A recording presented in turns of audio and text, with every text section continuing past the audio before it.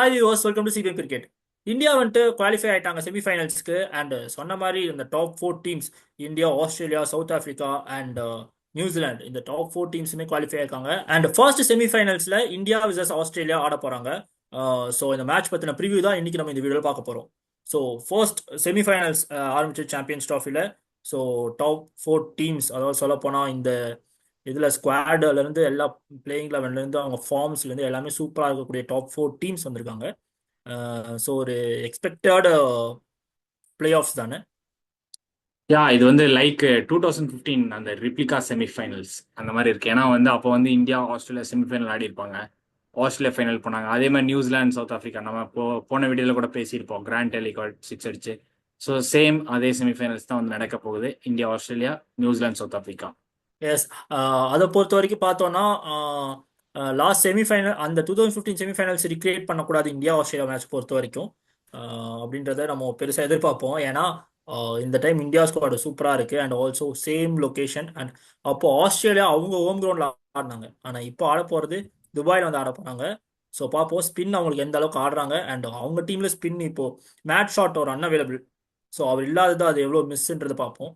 So இதை பற்றி பார்க்கும்போது இந்த டீம் பற்றி பார்த்துடலாம். ஸோ இந்தியா டீம் பொறுத்த வரைக்கும் ஒரு சூப்பரான மேட்ச் வின் பண்ணிட்டு வந்திருக்காங்க. அதுவும் நியூசிலாண்டோட ஒரு ஈஸி வின்னு சொல்லலாம். வருண் சக்கரவர்த்தி சூப்பரான பெர்ஃபார்மன்ஸ் இன்டர்நேஷ்னலில், அதுவும் சாம்பியன்ஸ் ட்ராஃபியில் இந்த மாதிரி ஒரு பெர்ஃபார்மன்ஸ் கொடுத்தது உண்மையாலுமே தமிழ் நாடு ரெப்ரசன்ட் பண்ணி ஒரு பிளேயர் வந்துட்டு இந்தியாவுக்கு போய் அஸ்வினுக்கு அப்புறம் மறுபடியும் வருண் சக்கரவர்த்தி சூப்பராக ப்ரூவ் பண்ணாரு. அண்ட் ஆல்சோ வாஷிங்டன் சுந்தருமே ஒரு quality spinner. So Tamil Nadu players எல்லாருமே ஒரு நல்ல ஒரு குவாலிட்டி ஆஃப் கிரிக்கெட் வந்துட்டு ஆடிட்டு இருக்காங்க இந்தியா பொறுத்த வரைக்கும். ஸோ அதில் நமக்கு ரொம்ப பெருமையா இருக்கு அதை பற்றி நினைக்கும் போது. அண்ட் ஆல்சோ வருண் சக்கரோட ஸ்பின் எப்படி இருந்துச்சு லாஸ்ட் மேட்ச்ல? ஆக்சுவலி வருண் சக்கரவர்த்தி வந்து அந்த 2020 நம்ம T20 வேர்ல்டு கப் எடுத்துட்டு போயிருப்பாங்க. அப்போ வந்து அது வந்து ஃபெயிலியர் மாதிரி இருந்தது. அப்படியே வந்து சரியான ஒரு கம்பேக், சேம் துபாயில வந்து 5 விக்கெட்ஸ் எடுத்திருக்காரு. So super spell from Varun சக்கரவர்த்தி. இதுல என்ன ஒரு இன்ட்ரெஸ்டிங்கான விஷயம் என்னன்னா, T20 கிரிக்கெட்ல வந்து 5 விக்கெட் ஆல் எடுத்திருப்பாரு.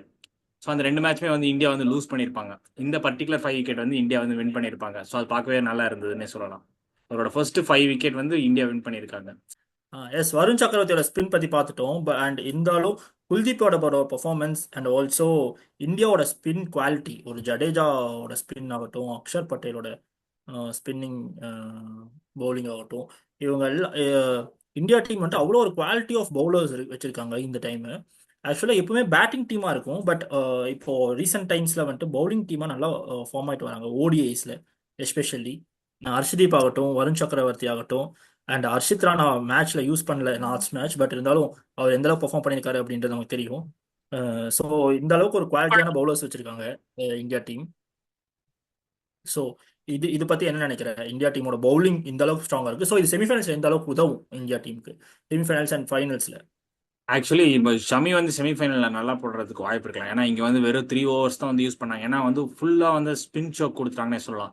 ஸோ இங்கே வந்து இப்போ லாஸ்ட் மேட்ச் வந்து நல்லாவே ஸ்பின் கிரிப் ஆகுங்கிறப்போ, ஸோ இதே லைனப்போட போகிறதுல ஆஸ்திரேலியாவோட டெஃபினட்டாக சான்சஸ் இருக்கலாம். ஏன்னா ஸ்பின் இவ்வளோ கிடைக்குது. வருண் சக்கரவர்த்தி வந்து ஒரு பால் போட்டிருப்பார் வில்லியங்குக்கு. ஸோ அந்த ஆஃப் சைட் ஸ்டெம்பில் இருந்து அப்படியே கட்டாய் உள்ளே வரும். அப்போ வந்து போல்ட் ஆயிருப்பார். ஸோ ஸ்பின்னுக்கு அந்த அளவுக்கு கிரிப் இருக்குங்கிறப்போ நம்ம இதே 4 ஸ்பின்னர்ஸோட போகலாம், தப்பு கிடையாது. ஏன்னா வருண்மே நல்லா பெர்ஃபார்மன்ஸ் கொடுத்துருக்காரு, குல்தீப் நல்லா போடுறாரு, பட் ஜடேஜாவா நீ இருக்கட்டும், ஃபோர் அக்ஷர் பட்டேலா ஸ்பின்னர்ஸோட இருக்கட்டும். போகலாம். உண்மையாலுமே ஒரு நல்ல மேட்ச் வின்னிங்காக தான் இருந்திருக்காங்க. சூப்பராக இது பண்ணாங்க. அண்ட் ரீசெண்டாக அஸ்வினோட சேனலில் கூட பார்த்தேன், ஸ்பீடா கூட தான் சொல்லியிருந்தாரு, சூப்பராக பவுலிங் போட்டிருக்காங்க, 35 ஓவர்ஸ் முடிச்சிட்டாங்க அப்படின்ற மாதிரி சொல்லியிருந்தாரு.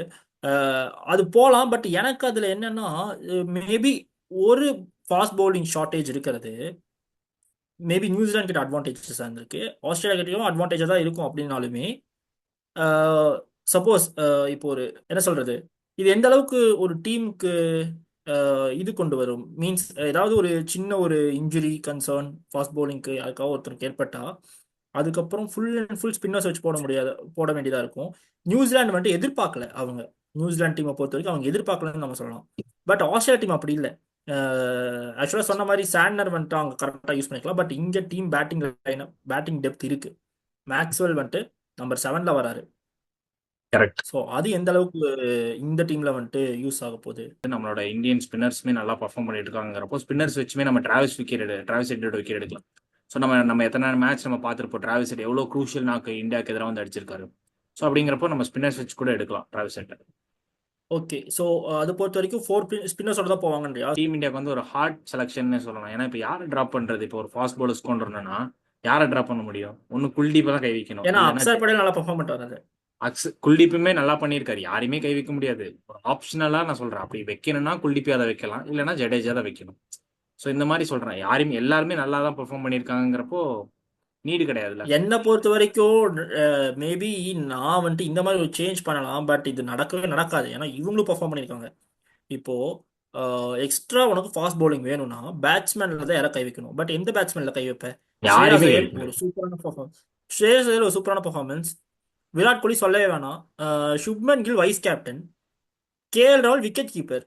இதுக்கு மேல யாரும் கை உனக்கு வைக்க முடியாது. பேட்டிங் எப்படி கம்மி பண்ண முடியும்?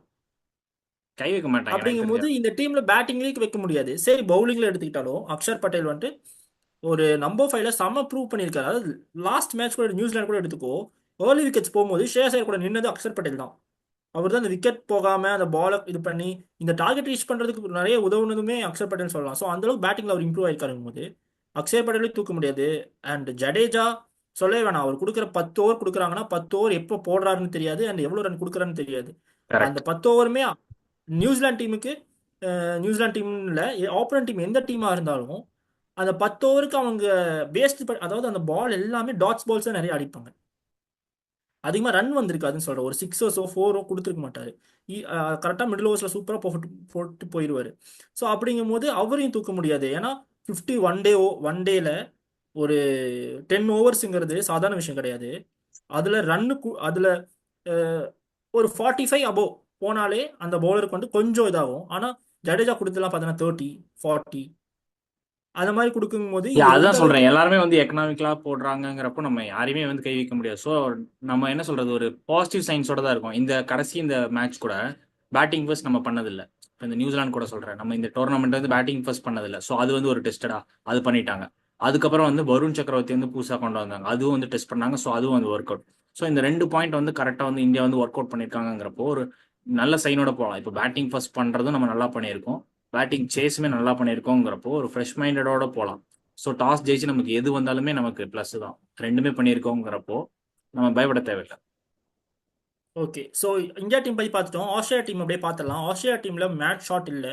அவர் ஒரு பெரிய மிஸ்ஸாக இருப்பார் இந்த மேட்ச்ல. ஏன்னா ஓப்பனிங் யா ஸ்லாட் ரொம்ப இந்த கம்மி. அண்ட் இந்த பிச்சிலையுமே வந்து அவரோட ஆஃப் ஸ்பின்ல வந்து நல்லா ஒரு டீசென்ட் எஃபெக்டிவா இருக்கும்.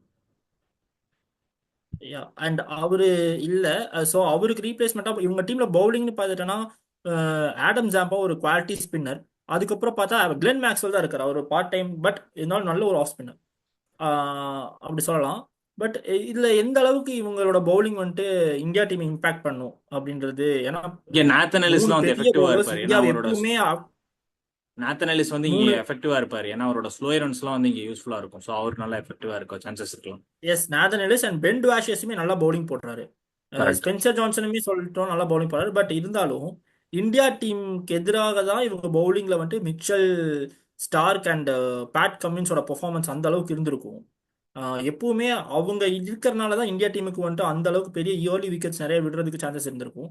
பட் அவங்க இல்லாதது எவ்வளோ பெரிய அட்வான்டேஜா இருக்கும் போது இந்தியாவுக்கு. ஏன்னா ஸோ இல்லை, நம்ம இந்தியன் பேட்ஸ்மேனுமே வந்து லெஃப்ட் ஆர்மருக்கு வந்து கொஞ்சம் ஸ்ட்ரகிள் ஆவாங்க. ஸோ அவங்கள்ட்ட 2 லெஃப்ட் ஆர்மர் இருக்காங்க. ஸ்பென்சர் ஜான்சன் ஒருத்தர் இருக்காரு, பென் வாஷிஸ் இருக்காருங்கிறப்போ அவங்க நல்லா போட்டாங்கன்னா ஈவன் நம்ம இந்தியாவுக்குமே வந்து இயர்லியரா விக்கெட் போக சான்சஸ் இருக்கும். சம்டைம்ஸ் அவங்க லென்த் வந்து மிஸ் ஆச்சுன்னா அது நம்ம இந்தியாவுக்கு வந்து ஒரு அட்வான்டேஜ். ஸோ பவர் பிளே நல்லா யூட்டிலைஸ் பண்ணிக்கலாம். ஸோ அப்படி பார்க்கும்போது இவங்க டீமோட பவுலிங் வந்துட்டு இந்தியா டீம் பேட்டிங்கை வந்துட்டு கொஞ்சம் ஸ்ட்ரகிள் கொடுக்குற மாதிரியான பவுலிங் தான் இருக்குன்றியா நீ? அப்படி சொல்ல வரல, லெஃப்ட் ஆர்மருக்கு வந்து இந்தியா வந்து கொஞ்சம் ஸ்ட்ரகிள் பண்ணுவாங்க. மேபி அந்த early விக்கெட்ஸ் கொடுப்பாங்க. நான் என்ன சொல்ல, த்ரெட்னிங்கா இருக்கிற மாதிரி தெரியல, ஒரு டீசென்ட் பவுலிங் போடுவாங்க. ரொம்ப அந்த யா ஆர்டினரி பவுலிங் இல்லாம டீசென்ட் பவுலிங்கா இருக்கும். எஸ், அப்படி இருக்கிற நிறைய சான்சஸ் இருக்கு. பட் இருந்தாலும் இந்தியா டீமோட கம்பேர் பண்ணும்போது இவங்க பவுலிங் அந்த அளவுக்கு பவர்ஃபுல்லா இல்லாதனால என்னை பொறுத்த வரைக்கும் ஏதாவது ஒரு சேஞ்சஸ் நடக்குமா மேட் ஷாட்டுக்கு பதிலாக? மேபி இப்போ கூப்பர் கொனாலி வந்து இப்போ ரீப்ளேஸ்மெண்ட்டா எடுத்துட்டு வந்திருக்காங்க. ஏன்னா அவர் ஆல்ரெடி ரிசர்வ்ல இருந்தாரு. ஸோ அவரை ரீப்ளேஸ்மெண்ட் எடுத்துட்டு வந்தாங்க. ஓ, இப்போ ஸ்பின் நம்ம ஆப்ஷன். ஸ்பின் ஆப்ஷன் உனக்கு வந்து எக்ஸ்ட்ரா பேட்டிங்கும் கிடைக்கும். ஸோ நம்ம இப்போ லாஸ்ட் மேட்ச் நியூசிலாண்ட்லேயும் பார்த்துருப்போம். ஸோ ஸ்பின்னர்ஸ்க்கு நல்லாவே grip இருக்குங்கிறப்போ அவங்க கரெக்டாக அந்த ரிசர்வ் பிளேயர்ல இந்த கூப்பர் கொனாலியே ரீப்ளேஸ்மெண்ட் எடுத்து வந்திருக்காங்க. மேபி அவங்களுக்கு வந்து ஒரு லெஃப்ட் ஆர்மர் கிடையாது, கூப்பர் கொனாலி வந்து ஒரு லெஃப்ட் ஆர்மர். ஸோ அவரை வந்து எடுத்துட்டு வந்தா ஒரு லெஃப்ட் ஆர்மர் ஸ்பின் கிடைக்கும். ஸோ அப்படி ட்ரை பண்ணுவாங்களா, இல்லைனா மேபி ஒரு ஆரன் ஹார்டியை தான் எடுத்துட்டு வருவாங்க. ஆரன் ஹார்டி எடுத்து வந்தால் எக்ஸ்ட்ரா பேட்டிங் ஆப்ஷன் கிடைக்கும், ஒரு மீடியம் ஃபாஸ்ட் bowling கிடைக்கும். அவர் வந்து ஒரு 4 to 5 overs அந்த ரேஞ்சில் போடுவார். ஸோ இந்த 2 பிளேயர் எடுத்துட்டு வந்தா உனக்கு என்ன ப்ளஸ்னா எக்ஸ்ட்ரா bowling ஆப்ஷன்ஸ் கிடைக்கும். ஒன்று ஸ்பின் கிடைக்கும், ஆரன் ஹார்டி எடுத்து வந்தால் மீடியம் ஃபாஸ்ட் bowling கிடைக்கும். ஓகே, ஸோ ஆரன் ஆர்டி எனக்கு எடுத்துட்டு வரமாட்டாங்கன்னு தான் நான் கெஸ் பண்ணேன். ஏன்னா துபாய் கண்டிஷன், அதில் ஸ்பின் நல்லா ஒர்க் அவுட் ஆகுது. அண்ட் ஆல்ரெடி இல்ல, இவங்ககிட்ட ஆரன் இருக்கிறது ரெண்டே ஹார்டியுமே ரெண்டு. எஃபெக்டிவா இருப்பாரு. ஏன்னா அவர் வந்து போடுற ஸ்லோயர் ஒன்ஸ் தான். துபாய் கண்டிஷன்ஸ்ல ஸ்லோயர் ஒன்ஸ் எஃபெக்டிவா இருக்க சான்சஸ் இருக்கும். மேபி இப்போ அவரை எடுத்து பட் வந்து ஒரு இருந்தாலும் ரெண்டு ஸ்பின்னரோட போவாங்கல்ல, அப்படிங்கும்போது அது இந்தியா டீம் நீ எடுத்துட்டேன்னா இந்தியா டீமே ஒரு ஸ்பின்னுக்கு இல்ல, வீக்னஸ். கூப்பர் குனாலி வந்து ரீப்ளேஸ்மெண்ட் பிளேயரா வராரு. ஸோ டக்குன்னு 11ல போடுவாங்களா அப்படிங்கிறது வந்து ஒரு கொஸ்டின் மார்க் தான். அதை தாண்டி இப்போ எப்படின்னா ரீசெண்டா நடந்த ஸ்ரீலங்கா ஓடி சீரீஸ்லயுமே ஏன் ஆரன் தன்வீர் ஹார்டி. சங்கா பிளேயிங் லெவலில் இருக்கலாம்ல? அதுதான் சொல்ல வரேன். என்னன்னா ரீசெண்டா அந்த ஸ்ரீலங்கா ஓடி சீரீஸ்லயுமே ஆரன் ஹார்டியை தான் அதிகமாக யூஸ் பண்ணாங்க. ஸோ இப்போ நீ ரீப்ளேஸ்மெண்ட் பிளேயரா எடுத்து வரணும்னா இந்த 3 பிளேயர்ல பார்த்தோம்னா ஆரன் ஹார்டி தான் அதிகமாக மேட்சஸ் விளாண்டுருக்காரு.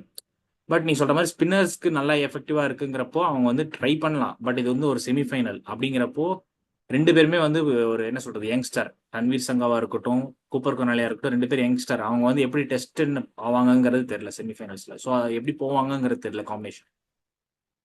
மேபி சேஞ்சஸ் வந்துட்டு இந்த மூணு மூணு ஆப்ஷன்ஸ் நான் சொல்கிறேன். மேட் ஷாட் இல்லாததுக்கு கூப்போ கொனாடி நீ சொன்ன, சரி ஒரு எப்படி சொல்லிடுறேன். ஓகே, ஒரு ஃபர்ஸ்ட் நான் ஒரு 3 ஆப்ஷன்ஸ் தரேன். அதில் வந்துட்டு ஃபர்ஸ்ட் மேட் ஷாட்டுக்கு பதிலாக ரீப்ளேஸ்மெண்ட்டாக கூப்போ கொனாலியை வந்துட்டு செமிஃபைனல்ஸில் கொண்டு வருவாங்களா? ஏன்னா எடுத்ததுமே இந்த ஃபார்மேட்டில் செமிஃபைனல்ஸில் அதுவும் ஓப்பனிங்கில் ஆட வைப்பாங்களா அப்படின்றது ஒரு டவுட்டாக இருக்குது அப்படின்னா, சரி அது ஒரு பாயிண்ட். ரெண்டாவது டவுட்டாக இருக்குது. செகண்ட் வந்துட்டு ஹேரன் ஹார்டி, அதாவது 2 ஸ்பின்னர்ஸ் தான் இருக்காங்க. ஹேரன் ஹார்டி ஆல்ரெடி ஆலிக்காக ப்ரூவன் ஆஸ்திரேலியா டீமுக்குங்கும் போது அவரை கொண்டு வருவாங்க அப்படின்றது ஒரு பாயிண்ட். அண்ட் தேர்ட் பாயிண்ட் வந்துட்டு அஹ், தன்வீர் சங்கா பேட்டிங்க்கு வந்துட்டு பேட்டிங் லைனப் அப்போ கம்மியாயிரும். எப்படி நம்பர் 6 வரைக்கும் தான் பேட்டிங் இருக்கும், 7ல இருக்காது. ஸோ தன்வீர் சங்கா கொண்டு வர மாட்டாங்க. ஸோ நான் என்ன நினைக்கிறேன்னா ஃப்ரேசர் முகக்கை யூஸ் பண்ணுவாங்களா? 5 பவுலிங் ஆப்ஷன்ஸ் இருக்கு இப்போதைக்கு. இந்த ஃபைவ் ஃப்ரேசர் பவுலிங் ஆப்ஷன்ஸே எனக்கு இல்ல, போதும்னு ஃப்ரேசர் சொல்லிட்டு. மெகோக்கு எடுத்துட்டு வரலாம். பட் அவர் வந்து இப்போ லாஸ்ட் இயர் ILT20 துபாயில தான் விளாண்டாரு, நல்ல பெர்ஃபார்மன்ஸ் கொடுத்திருந்தாரு. ஸோ அதில் நோ டவுட். இப்போ நம்ம ஆடுறது வந்து இந்தியன் bowling லைனப். நம்ம ஸ்பின்னர்ஸ் பார்த்துருப்போம், நீயே பார்த்துருப்ப எந்த அளவுக்கு அவங்க grip கொடுப்பாரு. அவரோட பேட்டிங் ஃபுல்லா அட்டாக்கிங் தான். ஸோ நம்ம ஸ்பின்னர்ஸ் கிட்டலாம் அவரோட அட்டாக்கிங் வந்து வேலைக்கு ஆகுமாங்கிறது வந்து தெரியல. ஏன்னா அவர் வந்து ஃபுல்லா அட்டாக்கிங் ஆட ஆரம்பிச்சாருன்னா பால்லாம் வந்து இன்கமிங் வந்துடும். ஸோ எல்லாமே ஸ்டம்ப் டு ஸ்டம்ப் ரேஞ்சில் போடுவாங்க நம்ம ஸ்பின்னர்ஸ். அப்படிங்கிறப்ப அவரோட அட்டாக்கிங் பேட்டிங் வந்து இங்கே ஒர்க் அவுட் ஆகுமா அப்படிங்கிறது வந்து கொஸ்டின் மார்க். ஏன்னா மேட் ஷாட் இல்லை. ஸோ அப்படிங்கிறப்போ அது வந்து ஒரு பெரிய கன்சர்ன் தான். அதனால இப்போ என்ன பண்ணுறதுன்னு தெரியாமல் அவங்களும் இருப்பாங்க. மேக்ஸிமம் ஆரன் ஹார்டி ஏன் போவாங்கன்னா, ஏன்னா அவர் தான் அதிகமாக விளாண்டுருக்காருங்கிறப்போ அவர் போவாங்க. இல்லைன்னா கூப்பர் கொனாலி. அதுக்கு தான் கூப்பர் கொனாலி எடுத்துட்டு வந்திருக்காங்க. ஸோ இந்த 2 சாய்ஸ் தான் போகும். தன்வீர் சங்கா போனால் ஒரு பேட்டிங் ஷார்டேஜ். ஓகே, இப்போ பார்க்கும்போது எனக்கும் கிளியரா தெரியுது ஹேரன் ஹார்டி தான் போவாங்க. போகணும். போயிட்டு ஹேரன் ஹார்டியோட பவுலிங் யூஸ் பண்ணலாம். எனக்கு தெரிஞ்சு எக்ஸ்ட்ரா ஸ்பின் அங்கே ஒர்க் அவுட் ஆகுதுக்கு டிராவிஸ் ஹெட்டை யூஸ் பண்ணலாம். அப்படி யூஸ் பண்ணுவாங்க நான் கெஸ் பண்ணுறேன். ஸோ அப்படி யூஸ் பண்ணாங்கன்னா இவங்க டீம் வந்துட்டு கொஞ்சம் இந்தியாவுக்கு கொஞ்சம் ஒரு டீசன்ட் பவுலிங் போட்டு ஒரு டார்கெட் நியர்லி ஒரு 280 அந்த அளவுக்கு கொண்டு வர வைக்கிறதுக்கு நிறைய சான்சஸ் இருக்கு. அவ்வளோ ரன்ஸ் ஹெட்டுமே வந்து ஒரு கொடுக்கலாம். 4-5 ஓவர்ஸ் போடலாம். 4 to 5 hours போடலாம் ஹெட்டுமே. ம். ஸோ அப்படிங்கும்போது உனக்கு கேரண்டீடா உனக்கு உனக்கு ஒரு எக்ஸ்ட்ரா ஸ்பின்னும் கிடைக்கிறாங்க. அது இல்லாமல் எக்ஸ்ட்ரா ஃபாஸ்ட் பவுலிங், அதான் நீ சொன்ன மாதிரி ஸ்லோ ரன்ஸ் போடுவார் ஹார்டி. ஸோ அப்படிங்கும்போது அவருக்கு கிடைக்கிறாரு. அவருக்கு நீ ஒரு 6-7 ஓவர்ஸ் நீ கேரண்டீடாக கொடுக்கலாம். அப்படிங்கும்போது ஒரு டீசன்ட் பவுலிங் இருக்கும். And also correct. பேட்டிங்கும் இருக்கும் உனக்கு. அந்த நம்பர் 7 வரைக்கும் உனக்கு ஒரு பேட்டிங் இருக்கும். அப்புறம் பென் வாஷியஸ், நாதன் எலிஸ்லாம் வருவாங்க. பென் வாஷியஸ் கொஞ்சம் லைட்டாக பேட் பண்ணுவார். ஸோ அது ஒரு நல்ல ஆப்ஷனாக இருக்கும். ஸோ இந்த 11ஓட தான் ஆஸ்திரேலியா போவாங்க நானும் கெஸ் பண்ணுறேன். அண்ட் இந்தியாவில் ஏதாவது சேஞ்சஸ் இருக்குமா? இந்தியாவில் எனக்கு தெரிஞ்சு பெருசாக சேஞ்ச் பண்ண மாட்டாங்க. ஏன்னா இப்போ எப்படின்னா நம்ம இப்போ ரீசெண்டாக பேசின மாதிரியே யாரை தூக்குவாங்க அது வந்து ஒரு கொஸ்டின் மார்க். ஏன்னா நீயும் சொல்லியிருந்து நானும் சொல்லியிருந்து எல்லாருமே நல்லா பர்ஃபார்மன்ஸ் கொடுத்துருக்காங்கிறப்போ அப்படியே அவங்க சேஞ்சஸ் கொண்டு வரணும்னா பவுலிங் தான் எடுத்துகிட்டு வரணும். பேட்டிங்கில் எந்த சேஞ்சஸ் கிடையாது. பேட்டிங் கன் பேட்டிங். ஸோ அதில் வந்து ஒரு சேஞ்சும் கிடையாது.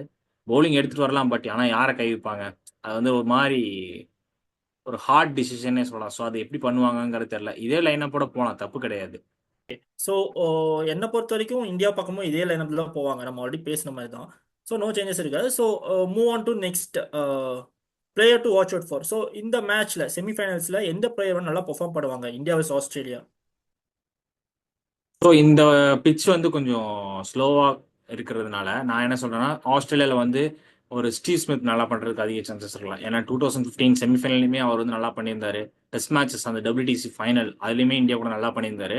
ஸோ மறுபடியும் நான் போகிறேன். பட் ஆனால் அவருக்கு இந்த சாம்பியன்ஸ் ட்ராஃபி வந்து அந்த அளவுக்கு அமையல ஸ்டீவ் ஸ்மித்துக்கு. மேபி நம்ம கூட நல்லா பண்ணலாம். ஒரு செமிஃபைனல் மாதிரி ஒரு பிக் மேட்சஸில் வந்து அவர் ப்ரூவ் பண்ணுவார் நான் நினைக்கிறேன். ஸோ ஆஸ்திரேலியாவில் I go with Steve Smith. போலிங்கில் ஆப்வியஸ்லி ஆடம் ஜாம்பா. ஏன்னா ஆடம் ஜாம்பா வந்து நல்ல ஒரு எக்கனாமிக்கெலாம் போடுவார். குவிக்காக வந்து ஒரு 1 or 2 விக்கெட்ஸ் எடுப்பார். அவர்கிட்ட வந்து நம்ம பெருசாக விக்கெட்ஸ் எடுத்துக்க மாட்டோம். ஒரு 5 விக்கெட், வருண் சக்கரவர்த்தி மாதிரி ஒரு 5 விக்கெட் 6 விக்கெட்ஸ் அப்படிலாம் இல்லை. நீட்டாக ஒரு எக்கனாமிக்கலாக போட்டு ஒரு 1 or 2 விக்கெட்ஸ் அந்த மாதிரி எடுப்பார். So I go with Adam Zampa. இந்தியாவில் வந்து நான் யாரை சொல்கிறேன்னா, மறுபடியும் நான் வந்து லாஸ்ட் மேட்ச் வந்து இப்போ நீ ஸ்ரேயாஸ் ஐயர் சொல்லியிருந்தா நல்லா விளாண்டாரு.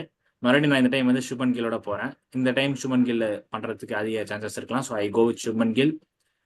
பவுலிங்கில் வந்து வருண் சக்கரவர்த்தி. ஏன்னா அவர் வந்து இங்கே நல்லா போட்டாருங்கிறப்போ அதே கிரிப் கிடைக்கும். ஸோ அதனால் பிரச்சனை கிடையாது.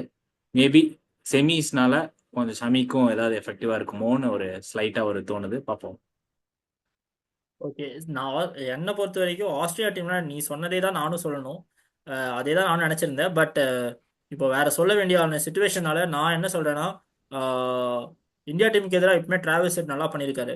பட் ஆனால் இந்த மேட்ச் டிராவல்ஸ் செட் பண்ணுவாரா எனக்கு தெரியல. அதுக்கு பதிலாக லபுஷேன் வந்துட்டு பெர்ஃபார்ம் பண்ணுறதுக்கு அதிக சான்ஸ் இருக்கு. நீ சொன்ன மாதிரி ஸ்டீவ் ஸ்மித்தோட ஒரு நல்ல பார்ட்னர்ஷிப் கொடுத்து ஒரு மேட்சை வந்துட்டு விக்கெட் லாஸிங் இல்லாமல் நல்ல ஒரு ப்ளே பண்ணுவார் அப்படின்னு நான் கெஸ் பண்ணுறேன் லபுஷேன். அண்ட் பவுலிங்கில் பொறுத்த வரைக்கும் நாதன் எல்லிஸ் வந்துட்டு நல்லா பண்ணுவார். ஏன்னா ஆடம் ஜாப்பா தான் நானும் கெஸ் பண்ணியிருந்தேன். ஸோ ரெண்டுமே நீங்கள் எடுத்துட்டனால நாதன் எல்லிஸ் உண்மையாக ஒரு நீ சொன்ன ஒரு 2 to 1 2 விக்கெட்ஸ் எடுப்பார். அண்ட் ஆடம் ஜாப்பா ரொம்ப ஒரு இம்பாக்ட்ஃபுல்லாக இருப்பாருன்னு தான் நானும் கெஸ் பண்ணுறேன். மேபி அவர் சொல்ல முடியாது, ஒரு 3-4 விக்கெட்ஸ் கூட எடுக்கிறதுக்கு சான்சஸ் இருக்குது. ஸோ துபாய் கண்டிஷன்ஸ்னால. So but I will go with Nathan Ellis and லபிஷேக்.